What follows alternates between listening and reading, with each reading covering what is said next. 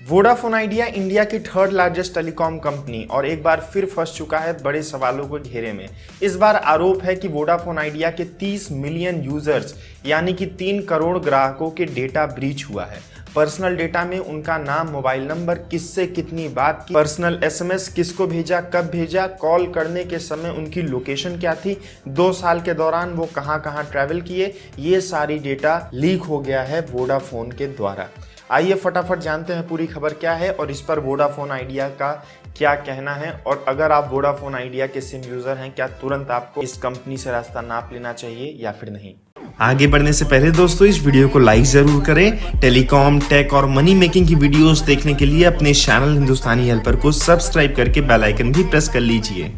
Hello नमस्कार, प्रयागराज से मैं प्रवीण महुलियार इस नई वीडियो में करता हूं आप सभी का स्वागत। टेलीकॉम सेक्टर की इंडिया की सबसे भरोसेमंद खबरों के लिए, ऑफर्स के लिए, जानकारी के लिए हमारे साथ बने रहिए और इस विश्वास के लिए धन्यवाद। वोडाफोन आइडिया के ऊपर इस बार जिस कंपनी ने, जिस फर्म ने अंदेशा खड़ा किया है उसका नाम है CyberX9। ये एक साइबर सिक्योरिटी फर्म है जो कि रिसर्च का काम करती है और साइबर सिक्योरिटी प्रोवाइड करती है। इसके फाउंडर हिमांशु पाठक ने रिसर्च किया वोडाफोन आइडिया के ऊपर और एक कमी निकाली वोडाफोन के सिस्टम सिक्योरिटी के अंदर। 20 मिलियन से 30 मिलियन पोस्टपेड कनेक्शंस का जो डेटा है वो ऑनलाइन पब्लिकली अवेलेबल हो सकता है अगर हैकर्स चाहें इस कमी के द्वारा।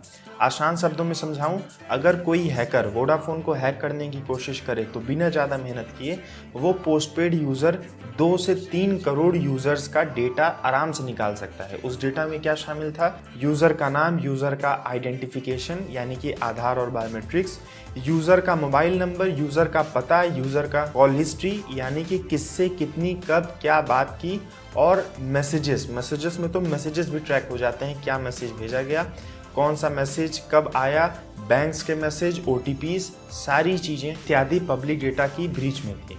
वोडाफोन आइडिया को 22 अगस्त के दिन CyberX9 ने मेल भेजा और मेल पर ये सारा डेटा भी भेज दिया कि देखिए हमें मिल गया तो किसी और को भी मिल सकता है। जिस पर वोडाफोन आइडिया का सेम डे रिप्लाई आया कि ये सारा डेटा पब्लिक ब्रीच में नहीं है, बिलिंग कम्युनिकेशंस में कुछ वल्नरेबिलिटीज थी जिसको हमने फिक्स कर दिया है फोरेंसिक एनालिसिस को लेकर, और ज़्यादा कुछ क्लैरिफिकेशन नहीं दिया।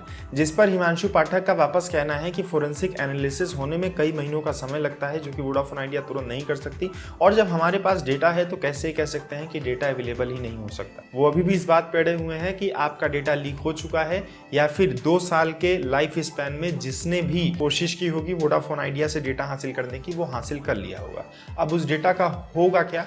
उस डेटा को दूसरी कंपनीज को सेल कर सकते हैं हैकर्स या पर्सनली फ्रॉड कर सकते हैं एक एक कस्टमर के साथ। बेचते किसको है डेटा? बेचते हैं 2 लोगों को। पहले तो मार्केटिंग कंपनीज को जो कि कॉल करके आपके इंटरेस्ट के हिसाब से आपको सामान सेल करते हैं या फिर सर्विसेज सेल करते हैं, और दूसरे जो फ्रॉडस्टर होते हैं कि सर आपके में एक OTP आया होगा, पेटीएम से आपने इतने पैसे जीत लिए, KBC जीत लिया, उन सबको बंच में ही डेटा भेज देते हैं कि लो इसको कॉल करके बेवकूफ़ बनाओ। वोडाफोन आइडिया का कोई क्लैरिफिकेशन नहीं है। उनका ये तक कहना था कि हम हमेशा ऑडिट कंडक्ट करवाते हैं और हमारी जो भी सिक्योरिटी सिस्टम है उसको रेगुलर चेक करवाते हैं।